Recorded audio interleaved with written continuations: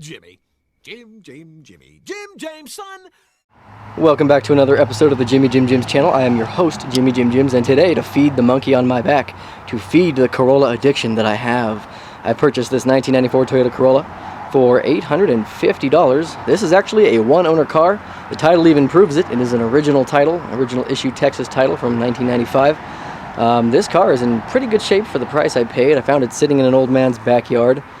You can see that it's pretty straight as you look at the body itself. It's not all smashed up. The hubcaps are missing, unfortunately, but you know, you get what you get for $850. There's a bit of a scratch right there. I don't know if you can see it.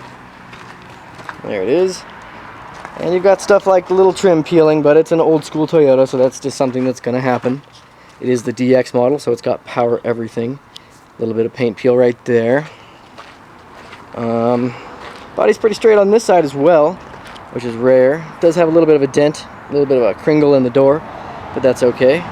The front door on the passenger side will not open from the inside or the outside, so we're going to have to take a look at what's going on there.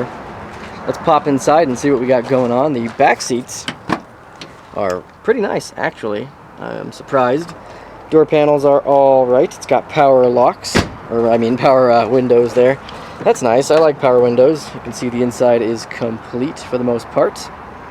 A little dirty, but you know, they're all dirty. The ubiquitous broken Toyota door handle on this era of Toyota is basically a feature. See, that one's just completely snapified off, but it does come with these 4 extra door handles and an extra third brake light housing. It did come with this free Craftsman screwdriver that looks basically unused, so score there. I love a free screwdriver. I'll always take one. This is the brake light switch because I was told the brake lights never go off. I did check under the hood and the battery's disconnected, so there will be no starting right now. Let's take a look at the odometer. 187,000 miles. It probably has another 200,000 to go if Toyota has anything to say about it. I've had so many of these. They are just great vehicles. Has a JVC, CD, and aux stereo, so that's pretty cool. Anything in here? Nope. It even has the cup holder still. That's pretty cool. It is an automatic transmission. I believe this is the 4-speed automatic. We will verify that in a minute. I have been under the hood to verify the battery has been disconnected. It does have, again, power windows. I don't think it has power locks, but it might. Yeah, I guess it does have power locks. Huh. What do you know? So let's go check under the hood. Let's see if I can do this with one hand. It's kind of difficult sometimes, but I've gotten good enough. There you go. So there you go. Let's see what we got going on. It is a 1.8 liter. That means this has the 4-speed automatic, unlike the 1.6 found in the Geo Prism and the base Corolla. That has the piddly little 3-speed automatic that just revs its heart out on the freeway, and it's just not good for the engine or the, whatever they call it, the pump. I can never remember what that freaking thing is called. Anywho, it looks pretty good under here. It does look to have a newer alternator on it. That's a good sign. The battery is disconnected, and I'm going to show you why it's disconnected. So let's plug this back in, shall we? And you'll find out right now why it's been disconnected. So if we go around to the back, the brake lights on this vehicle are just constantly on no matter what. Check it out. So you've got all 3 brake lights on, and that's because the brake light switch has probably failed. Let's check inside the trunk because I have not done that. I want to make sure there's no corpses in here. Sometimes you get too good of a deal, you know what I'm saying? Hey! Ooh, baby. Are those the originals? Yeah, they sure are. I know some of you are saying, oh, but Jimmy, there's no logo. Those can't be the original. Fun fact, and I know this by heart, on the original 4th gens, like the 93s and the 94s, the hubcaps don't have emblems on them. You're welcome to Google that fact. I don't know why they're like that. I think Toyota just kind of cheaped out for the market, but, you know, that's the way it was. And this I was also looking for. I was wondering what the hell happened to this. This is the battery tie-down. Always crusty and rusty as a barnacle. Pretty typical. But I am thrilled to see that. I'm glad I checked in the trunk. Otherwise, I would have gone out and bought a set of hubcaps for it, so I saved myself some money. Thank goodness. Yeah, those brake lights, that's probably what was killing the battery, so let's go ahead and disconnectify the battery. Don't want to keep that on. Let's go ahead and disconnect that. So that's probably the reason why this vehicle was parked. They just didn't want to deal with it. And I don't blame them. You know, when you're 80 years old, you don't want to fiddle under the hood. So now that I've shown you around the car, inside the car and everything else, let's cut to me fixing the car. So I'll catch you in a second.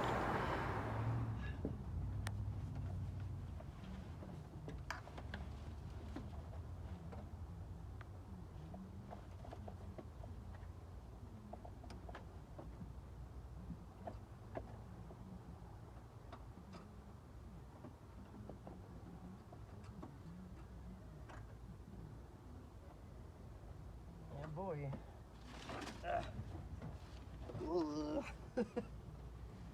Damn. Alright. So I plopped the hubcaps back on just so I can say that I did something today. And the next thing we're going to do is take all these cleaning supplies and cleanify the interior. So I'm going to clean up all this dirt and grime and dust and debris on every surface everywhere. And then I'm going to take these door handles out and replace them with the appropriately colored ones. So let's get to it. Nasty ass odometer. I even sprayed a little bit there too.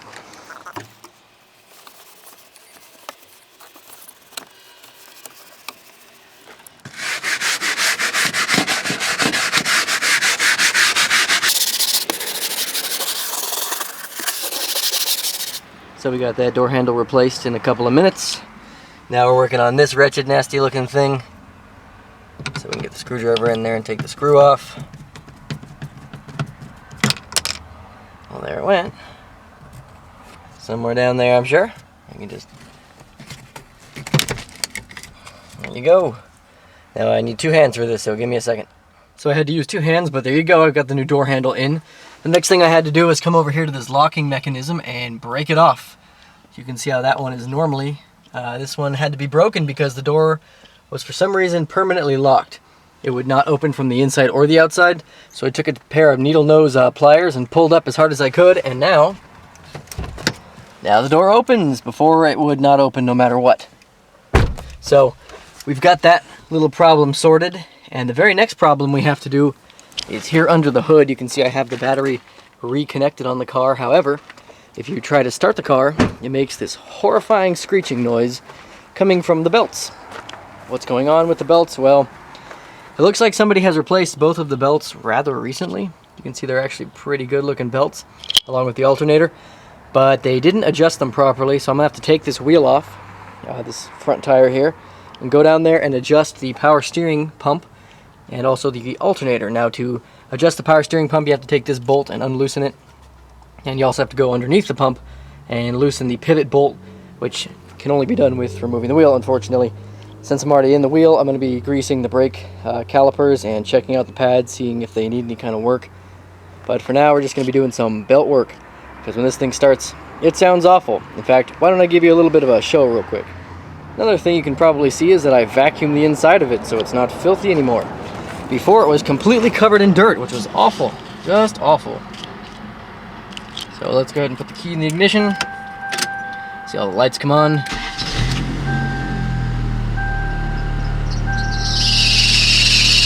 And so that's all I need to do.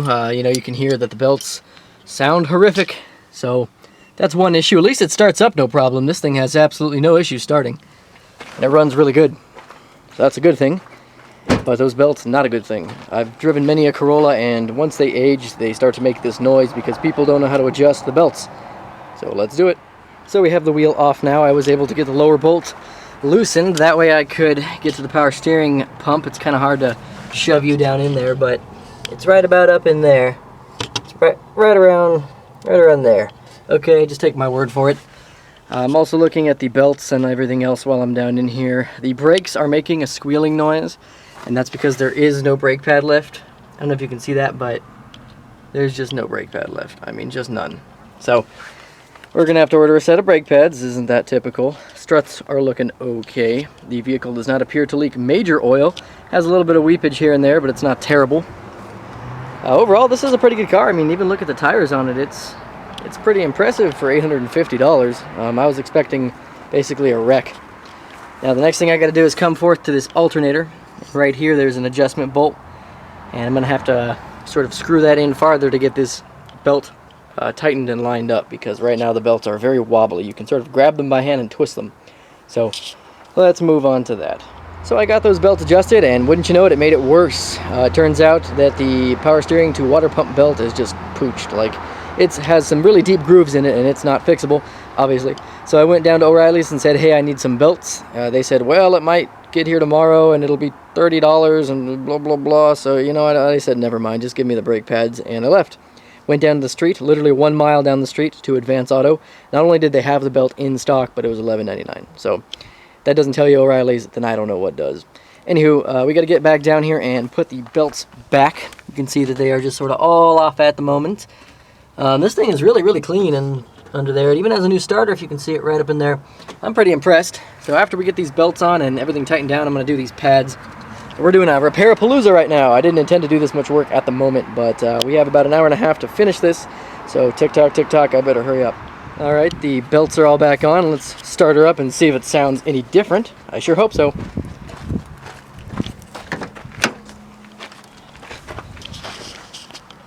Almost time for me to charge this camera.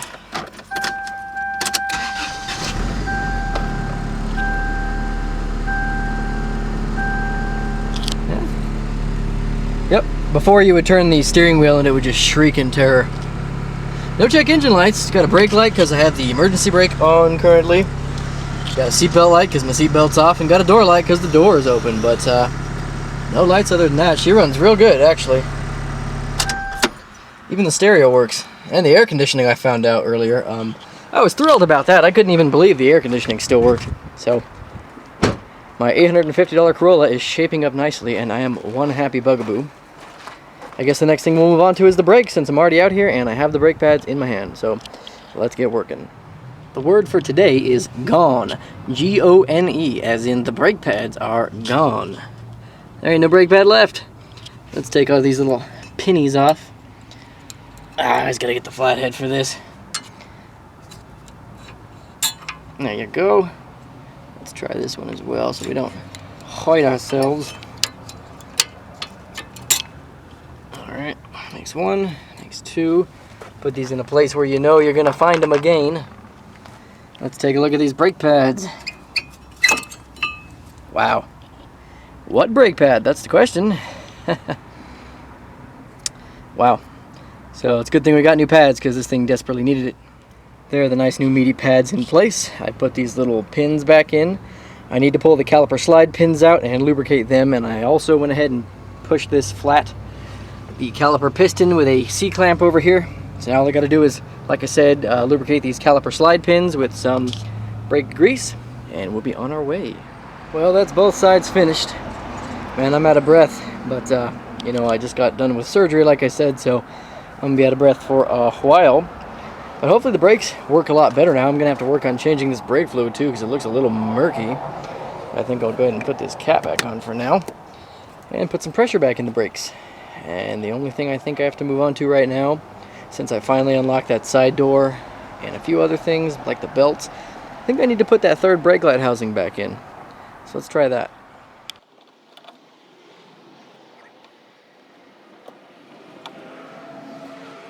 And there's the new third brake light housing. It is not completely crunchified by the sun like the last one. It might be a slightly different color, but at least it's not disintegrating. So let's take the car for a wash, shall we?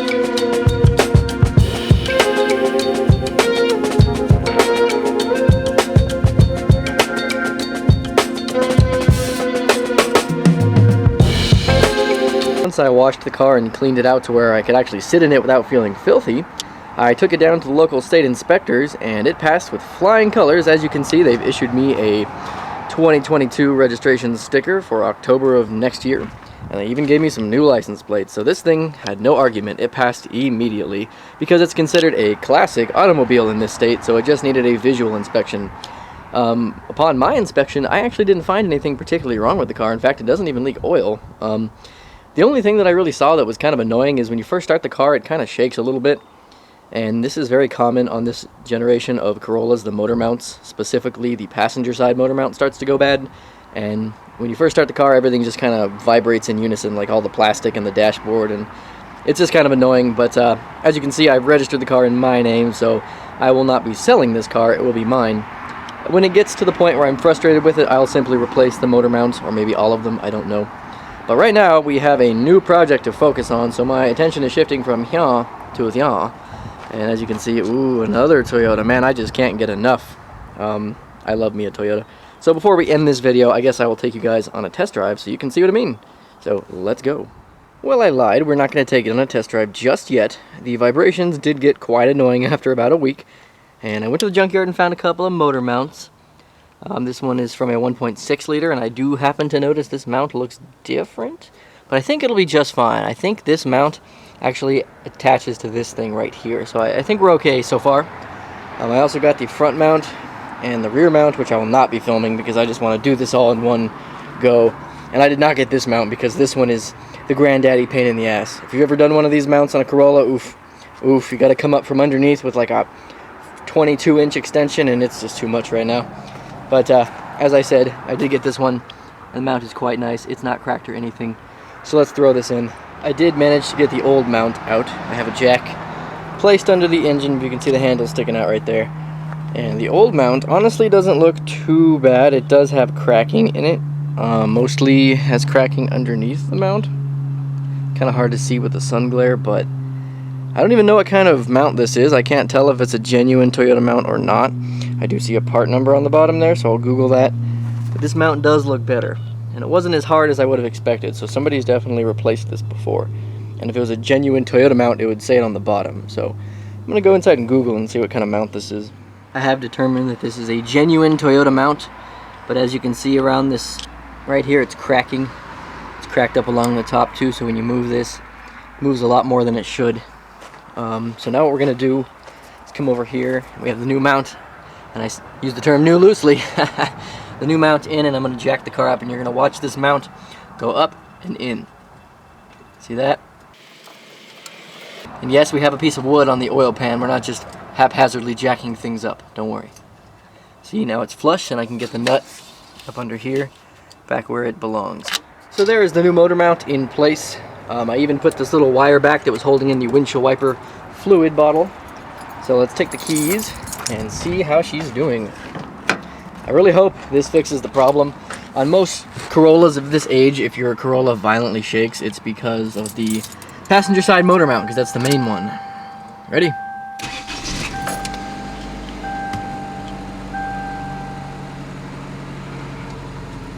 Much better than it was. Much better. That's insane, actually. So I'm gonna put the car in gear. Oh, wow. Wow. Well worth the $11 at the junkyard, people. Well worth the $11. It no longer vibrates like it's about to jettison the engine into space. So that's nice. Now we can go for a test drive. I know I keep saying that, but alright, let's head out on the road. So I took it for a test drive, and it did fantastic. No more shaking and rattling. However, we did have another issue pop up on the test drive, which I'm glad it did it only 2 miles from home and not on the other side of town. The radiator cracked. It cracked all the way, see that right there?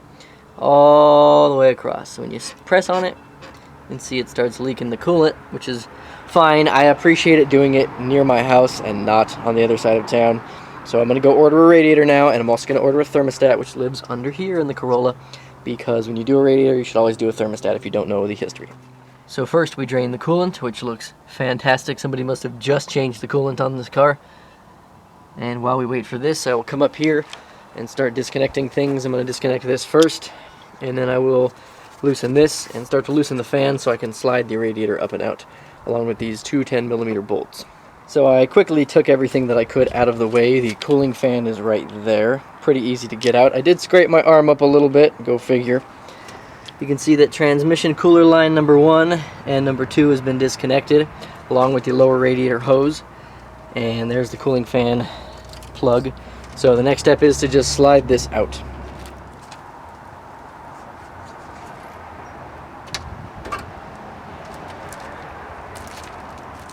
Now that the radiator is out, you can see that there are a number of other things you have to take out to get to the thermostat. So you got to take out the top of the airbox, and you also have to remove the distributor, because this right here, this nasty globulous mess, is the thermostat. Ew, how nasty. So I'm gonna have to clean this up just so I can even get to the bolts to remove the thermostat. So the thermostat is removed, and as you can see, there has been a catastrophic failure of both the thermostat and especially the gasket. It is beyond mulched. The area around it was absolutely filthy, and I did have to clean it in order to get to the bolts. I'm lucky that I did clean it. I'm gonna continue to clean this once I'm done. I am gonna have to go down to the store and see if I can get a gasket for this, because the thermostat they sent me does not come with a new gasket. Thanks, Stant. Much appreciated. So I will be back. I have to go to the store, and then we can get to reassembling all of this mess. Here's the gasket that I needed. It was $1.61. You know, they could have just included it with the thermostat that I bought, but I guess Stant had other options. They gotta get that profit somewhere, so went all the way down to O'Reilly's just for this. So the weather's getting kind of bad, so I apologize for the wind noise, but here is the new thermostat that I put the new gasket on. You can see it's extended at the base, and if you look at this one, it is shrunken at the base and completely destroyed, so we know why it failed. There is the new genuine Denso radiator. You can see it says Denso made in Taiwan on the top, so now we can go ahead and throw all of this in. There's the thermostat back in place. It only uses the one O-ring around the thermostat housing itself. It doesn't use an exterior gasket or even a Toyota FIPG, which is kind of nice. It just uses the single one. So now that I have this, I can put this back in its little spot over here, and we can begin to put the new radiator with the fan attached back in its spot. Here is the absolute buildup of goo that was underneath the distributor there. Quite nasty. It's all back together now, and it's idling. I have the heater on full blast. I did put concentrate coolant with a little bit of distilled water in there because you kind of need that in this climate. And as you can see, it's starting to burp a little bit, so I expect a little bit's going to spill over in a second, and that's fine. That's pretty normal. And I have a drip pan down there to catch it, so I'll wait a while for the car to warm up and rev it up a few times and see what we got going on. Well, that's it. The radiator is in. It has been bled of all the air, which was kind of a pain in the ass. Usually it's not that hard, but on this one it just didn't want to bleed. Eventually I did get it to bleed, though. I did put a new battery in the vehicle, which I didn't mention. See, November 21. The reason I did that is because the battery that was in it, although working fine, went to the blue Corolla, and the blue Corolla is no more. I know, I gave it to my dad, and immediately something went wrong with it. So I fixed it and sold it to a person who will take care of it. This one will be my backup car, and whenever my dad needs a car, since he's elderly and really doesn't go anywhere but the grocery store, he can use this one, now that I'm in charge of it. So finally, we can take it for a test drive. Like I promised, we're finally taking it for a test drive. The temperature sits right where it should, which is a nice thing.